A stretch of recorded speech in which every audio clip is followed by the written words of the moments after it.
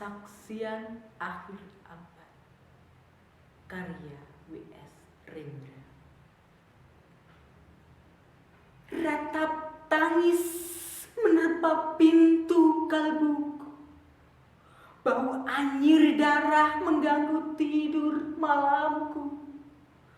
Oh tikar tafakur, oh bau sungai yang tohor, yang kotor.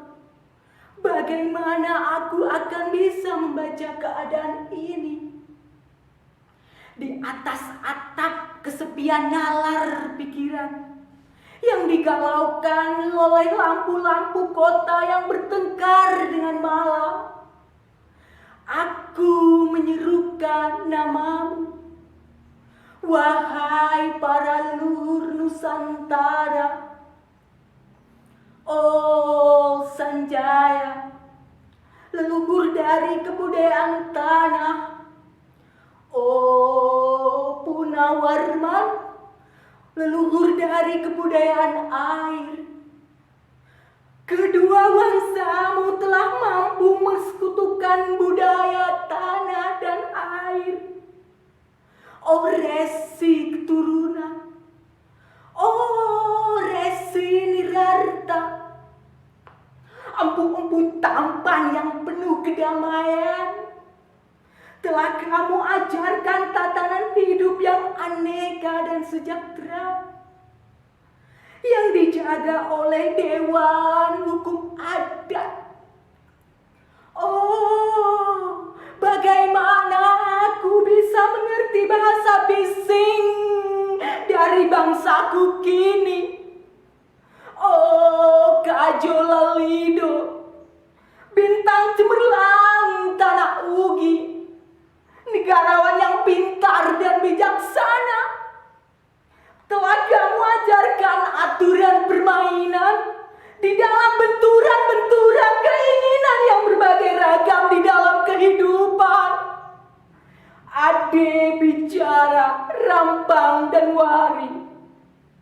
Oh, lihatlah wajah-wajah berdarah dan rahim yang diperkosa muncul dari puing-puing tatanan hidup yang porak-poranda. Kekuasaan, kekerasan, berak dan berdarah di atas bendera kebangsaan. Oh, anak cucuku di zaman cybernetik, bagaimana akan kalian baca prasasti dari zaman kami?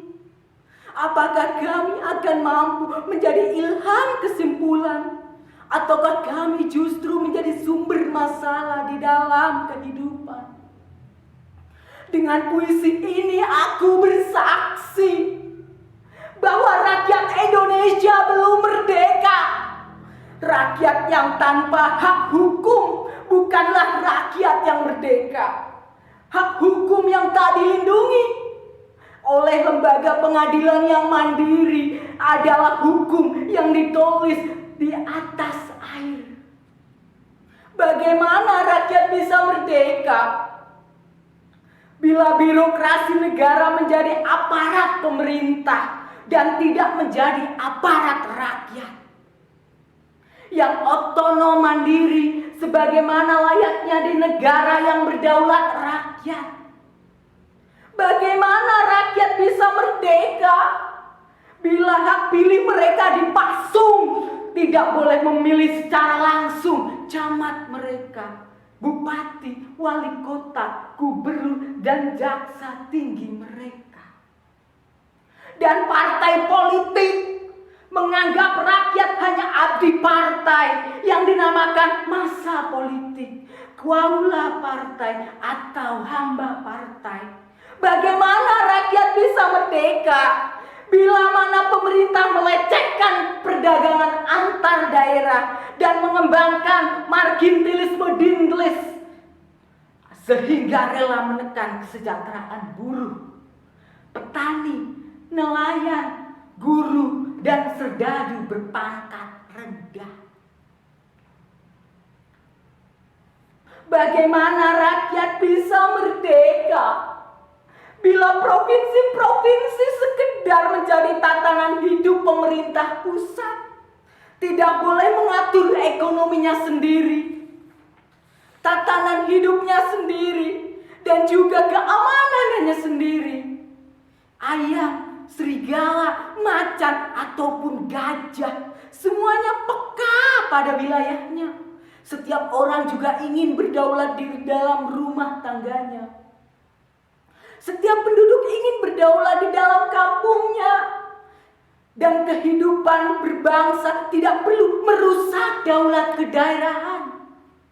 Hasrat berbangsa adalah naluri rakyat untuk menjalin ikatan daya cipta suku yang penuh keanekaan kehidupan dan memaklumkan wilayah pergaulan yang luas untuk merdeka bersama.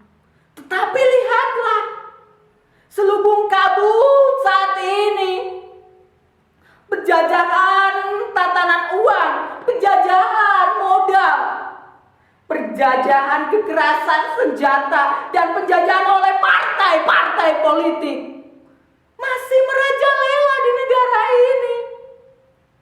Dengan puisi ini aku bersaksi bahwa sampai saat puisi ini aku tanda tangani, para elit politik yang berkedudukan ataupun yang masih di jalan tidak pernah memperjuangkan sarana-sarana kemerdekaan rakyat. Mereka hanya rusuh dan gaduh memperjuangkan kedaulatan golongan dan partainya sendiri. Mereka hanya berdaulat untuk posisinya sendiri. Mereka tidak peduli dengan rakyat, dengan posisi rakyat, tidak peduli pada posisi hukum, posisi polisi, ataupun posisi birokrasi. Dengan picik, mereka akan mendaur ulang malapetaka bangsa dan negara yang telah terjadi. Oh, Indonesia. Indonesia, negara yang kehilangan makna. Rakyat sudah dirusak atas tatanan hidupnya, berarti sudah dirusak pula kemanusiaannya. Maka sekarang negara tinggal menjadi peta, itu pun peta yang lusuh dan hampir sobek pula. Pandanglah kehidupan bangsa yang telah terjadi. Tata nilai rancu, dusta, pencurian, penjajahan, dan kekerasan halal. Manusia sekedar semak-semak belukar yang gampang dikacau dan dibakar. Paket-paket pikiran mudah dijanjakan. Penalaran, amarah yang salah mendorong rakyat terpecah belah.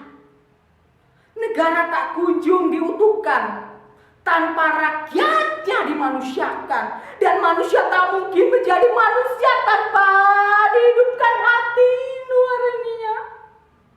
Hati nurani adalah hakim adil untuk diri kita sendiri. Hati nurani adalah sendi dan kesadaran akan kemerdekaan pribadi.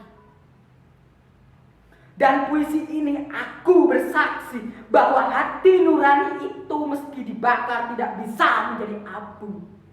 Hati nurani senantiasa bisa bergemi meski sudah ditebang, diputus di batang. Begitulah fitrah manusia ciptaan Tuhan Yang Maha Esa.